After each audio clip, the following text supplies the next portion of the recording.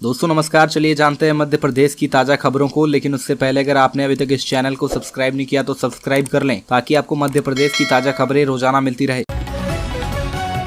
सबसे पहली और बड़ी खबर, ज्योतिरादित्य सिंधिया के खिलाफ कांग्रेस नेता जीतू पटवारी के सख्त तेवर। राहुल गांधी की अडानी को लेकर ट्वीट के बाद ज्योतिरादित्य सिंधिया व कांग्रेस नेताओं में ट्वीट वार चल रहा है। ताजा हमला मध्य प्रदेश कांग्रेस के कार्यकारी अध्यक्ष जीतू पटवारी ने किया है। राहुल गांधी की ओर से अडानी मामले में नाम जोड़े जाने के बाद केंद्रीय मंत्री ज्योतिरादित्य सिंधिया ने आक्रामक रुख अपनाया है। सिंधिया ने लगातार 3 ट्वीट्स कर राहुल गांधी पर हमला बोला। उन्होंने राहुल गांधी को ट्रोल तक सीमित बताते हुए उनसे 3 सवाल पूछे हैं। सिंधिया के इस ट्वीट के बाद कांग्रेस भी उन पर हमलावर है। कांग्रेस ने उन्हें सस्ता ट्रोल बताया है। सिंधिया के खिलाफ कई कांग्रेस नेताओं ने भी ट्वीट कर उन पर निशाना साधा है।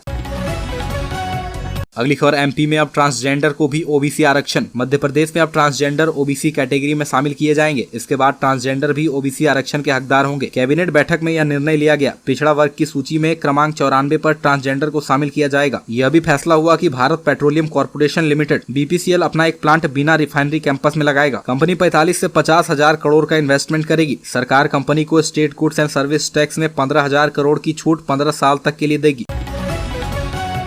अगली खबर, एमपी में एक बार फिर बदलेगा मौसम। भोपाल में 14 अप्रैल तक बादल छाए रहेंगे। मध्य प्रदेश में इस साल अप्रैल में झुलसाने वाली गर्मी से थोड़ी राहत है। रामगढ़ को छोड़ दें तो बाकी शहरों में तापमान 40 डिग्री से नीचे ही है। ऐसा मौसम बदलने की वजह से हो रहा है। मौसम वैज्ञानिकों ने अगले कुछ दिनों में एक बार फिर से मौसम बदलने की संभावना जताई है। भोपाल में 14 अप्रैल तक बादल छाए रहेंगे तो बूंदाबांदी भी हो सकती है। वहीं 16 अप्रैल से फिर नया सिस्टम एक्टिव होगा, जिसका असर प्रदेश में देखने को मिल सकता है। प्रदेश में पिछले 3 दिनों से मौसम बदल रहा है। सोमवार को धार में हल्की बूंदाबांदी हुई, जबकि कई शहर में बादल छाए रहे। 11 और 12 अप्रैल को मौसम साफ रहेगा, लेकिन इसके बाद फिर से बादल छाएंगे।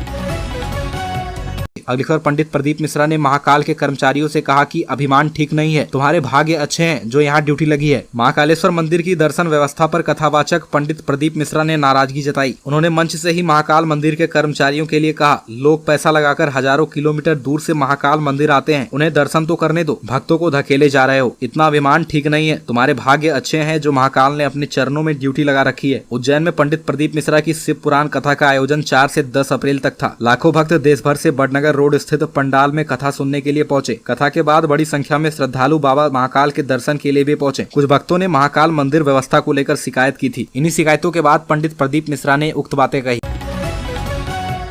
अगली खबर, सिंधिया ने राहुल गांधी को कहा ट्रोल। अजय सिंह का जवाबी हमला। कहा, कभी PM CM पर टिप्पणी करने वाले आज उन्हीं के साथ बिस्तर में लेटे हैं। पूर्व कांग्रेस प्रदेश अध्यक्ष और विंध्य के दिग्गज नेता अजय सिंह ने मंगलवार को केंद्रीय मंत्री ज्योतिरादित्य सिंधिया पर तीखा हमला बोला। उन्होंने कहा कि जो व्यक्ति प्रधानमंत्री को ही एक समय पर उल्टा सीधा कहता रहा हो और प्रदेश के मुख्यमंत्री के बारे में पता नहीं क्या क्या अनेकों भाषणों में उन्होंने टिप्पणी की, आज उन्हीं के साथ बिस्तर में लेटे हैं, तो ऐसे व्यक्ति के बारे में मुझे कुछ कहने की जरूरत नहीं। अजय सिंह ने भोपाल में ये बातें तब कही जब उनसे राहुल गांधी पर किए ज्योतिरादित्य के ट्वीट के बारे में सवाल पूछा गया। अगली खबर, बीजेपी ने कमलनाथ का वीडियो शेयर कर बताया अम्बेडकर विरोधी। कांग्रेस का जवाब, पुराने वीडियो के आधार पर झूठी अफवाहें ना फैलाएं। चुनावी साल में नेताओं के बीच वार पलटवार के साथ ही सोशल वॉर भी तेज हो रहा है। 14 अप्रैल को संविधान निर्माता भीमराव अम्बेडकर जयंती का आयोजन मध्य प्रदेश में लगभग सभी राजनीतिक दल करने जा रहा है। इस बीच बीजेपी प्रवक्ता आशीष अग्रवाल ने एक वीडियो ट्वीट कर कमलनाथ पर बाबा साहब का अपमान करने का आरोप लगाया। आशीष अग्रवाल ने लिखा, बाबा साहब का इतना अपमान क्यों कमलनाथ जी? बाबा साहब के चित्र को ना स्वीकारते हुए चलो निकलो कहकर भगाया समाज के लोगों को। यही है कांग्रेस का दलित विरोधी चेहरा। माफी मांगिए कमलनाथ जी। अगली खबर, विधानसभा अध्यक्ष ने दिया बड़ा बयान। शराबबंदी से सरकार का नुकसान है। मध्य प्रदेश में शराबबंदी को लेकर सियासत लगातार जारी है। शराबबंदी पर विधानसभा अध्यक्ष गिरीश गौतम का बड़ा बयान सामने आया है। गिरीश गौतम ने कहा कि शराबबंदी में सिर्फ सरकार का नुकसान है। उन्होंने कहा कि अहाते बंद कर देने से समाज पर बुरा असर पड़ेगा। इसके आगे उन्होंने बिहार का उदाहरण देते हुए कहा कि शराबबंदी होने पर लोग पड़ोसी राज्यों से शराब ले आते हैं। अगली खबर, स्कूल संचालकों के खिलाफ कलेक्टर ने दिया आदेश। छतरपुर कलेक्टर संदीप GR ने एक आदेश जारी कर स्कूल संचालकों के साथ व्यावसायिक सांठगांठ किए जाने की शिकायत मिलने पर सभी स्कूल संचालकों को यह निर्देश जारी किए हैं कि उन्हें बच्चों के एडमिशन के समय किताबें एवं ड्रेस खरीदने के लिए बाध्य न किया जाए। अभिभावक कहीं से भी ड्रेस और किताबें खरीद सकेंगे। गौरतलब हो कि छतरपुर के कई प्राइवेट स्कूलों में अभिभावकों को किताब के साथ विभिन्न प्रतिष्ठानों में ड्रेस व कॉपी खरीदने के लिए बाध्य किया जा रहा है, जिसकी शिकायतें लगातार कलेक्टर महोदय को मिल रही थी। उन्होंने एक आदेश जारी कर स्कूल संचालकों पर नकेल कसते हुए यह हिदायत दी है कि वह किसी भी अभिभावक को किसी विशेष प्रतिष्ठान में कॉपी किताब खरीदने के लिए बाध्य न करें।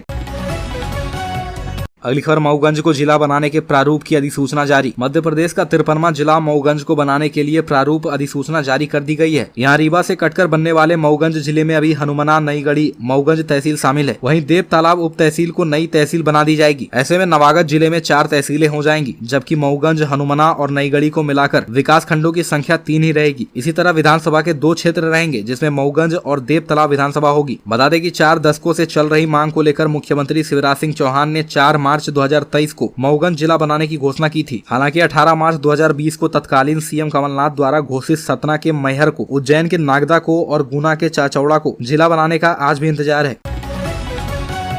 अगली खबर, एमपी के वन कर्मियों को मिलेंगे बंदूक चलाने के अधिकार। गृह विभाग ने एसओपी जारी किया। मध्य प्रदेश के वन कर्मियों को अब जंगल में मुश्किल परिस्थितियों में निहत्था नहीं रहना पड़ेगा। वन कर्मी भी हथियार से लैस होंगे। इसी कड़ी में मध्य प्रदेश के वन कर्मी को बंदूक चलाने के अधिकार मिलेंगे। गृह विभाग ने वनों की रक्षा के लिए मानक संचालन प्रक्रिया जारी किया है। बता दें कि बुरहानपुर के वन चौकी से 17 बंदूक लूटने की घटना के बाद विभाग को बंदूक चलाने का अधिकार दिया जा रहा है।